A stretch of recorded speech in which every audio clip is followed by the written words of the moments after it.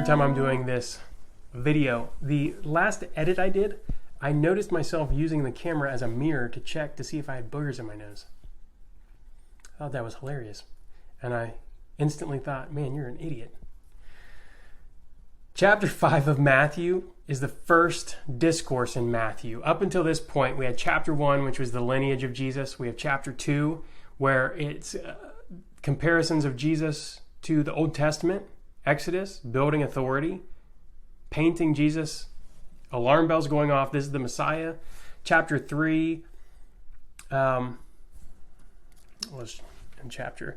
John the Baptist is preparing the way. I love John the Baptist. Can't believe I forgot that. Then the baptism of Jesus. Something about being in front of a camera that really throws you off. Just baptism of Jesus. Then the temptation. Then calling his first disciples, starting a ministry. I mean, a lot of exciting stuff happening. And leading to the big one. This is the Sermon on the Mount. The Beatitudes starts off the Sermon on the Mount. This, like I said, this is the first of 5 discourses. Chapters 5 through 7 are the first discourse. These are teaching chapters. Jesus is teaching and teaching and teaching. It is like a Christianity how-to. It's like a starter guide for Christianity. It's fantastic. So then you've got the verses 2 through 12 are the Beatitudes. Then you've got a section on salt and light, and then one of my favorite sections, verses 17 through 20, Jesus came to fulfill the law. I don't know how much of this we're going to get through, probably the Beatitudes and maybe salt and light, depending on the time. But seeing the crowds, he went up on the mountain. When he sat down, his disciples came to him. The Beatitudes, verse 2. And again, I'm reading from the ESV Bible, so that's the translation I chose to read this in. Verse 2, and he opened his mouth and taught them, saying, Blessed are the poor in spirit, for theirs is the kingdom of heaven. Blessed are those who mourn, for they shall be comforted. Blessed are the meek, for they shall inherit the earth. Blessed are those who hunger and thirst for righteousness, for they shall be satisfied. Blessed are the merciful, for they shall receive mercy. Blessed are the pure in heart, for they shall see God. Blessed are the peacemakers, for they shall be called sons of God. Blessed are those who are persecuted for righteousness' sake, for theirs is the kingdom of heaven. Blessed are you when others revile you and persecute you, and utter all kinds of evil against you falsely on my account. Rejoice and be glad, for your reward is great in heaven, for so they persecuted the prophets who were before you. There's a lot there.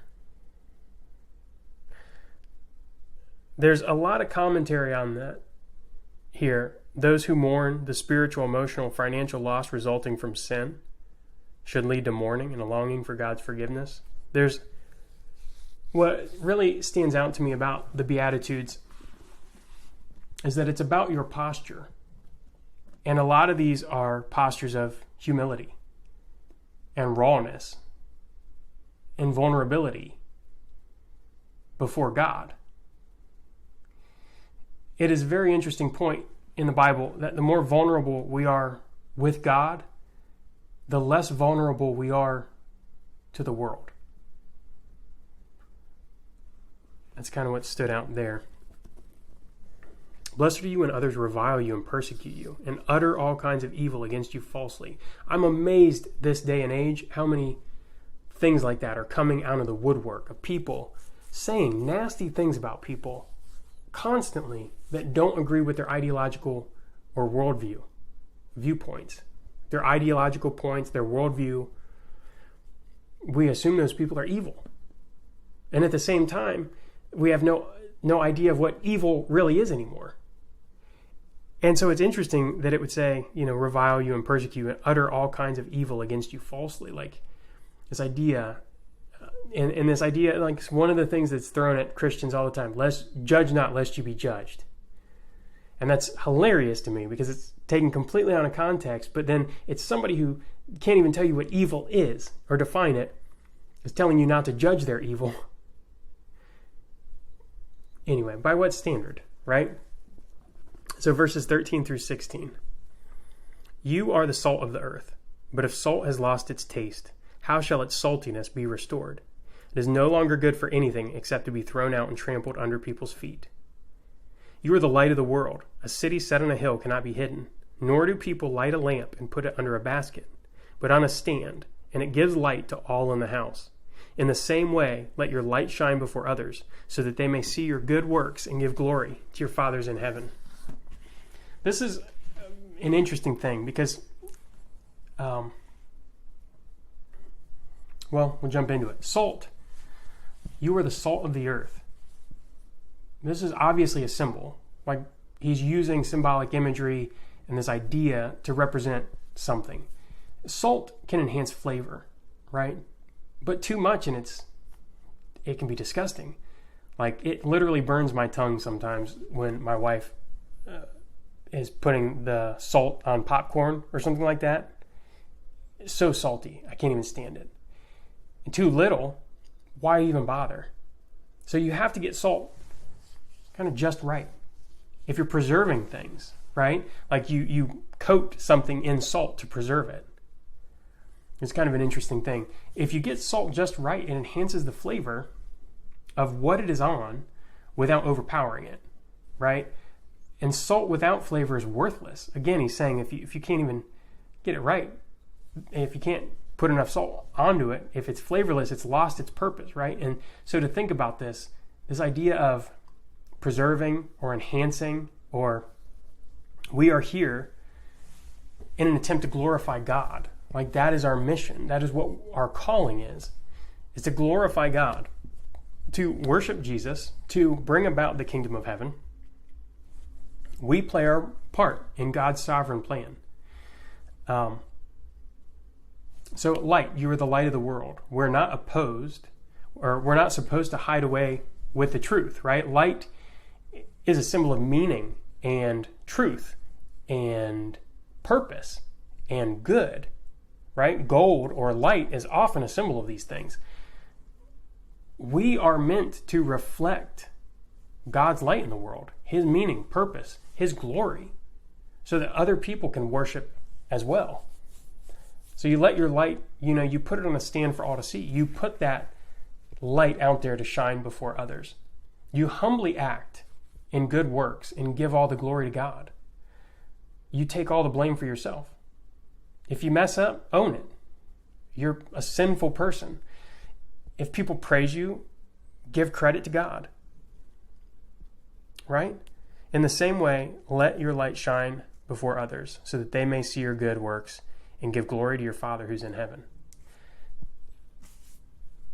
I heard something like in Chicken Soup for the Soul or something, one of those stories, but it was a good story actually, because it talks about how Christians are like a mirror. We're not the source of light. We're smudged up mirrors. Our job is to clean the mirror off and try to reflect God's light into the darkest areas of the world. It's like a game that we play where there's a cave that's dark as far back as you can see, and the sun's right there. And you have to get the sun in as far as you can.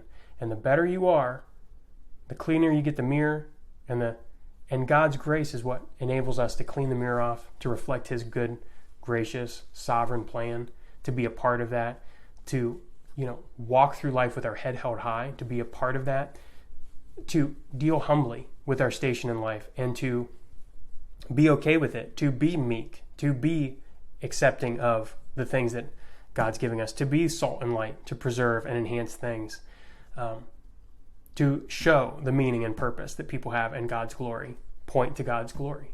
So, very interesting little section here. It's so dense, but that's verses 1 through 16 here in chapter 5. So I'm going to stop there, and I'm kind of making this up as I go along, as you can see, but I'm trying to stick to about 10 minutes. So these videos are, again, just self-paced Bible study. It's for you to go through and hopefully find something in the text that maybe you didn't think of that way before. Some of these are pretty straightforward. The Beatitudes, I feel like, are self-explanatory. These are good examples of texts that you can read the Bible and kind of intuitively understand what they're saying.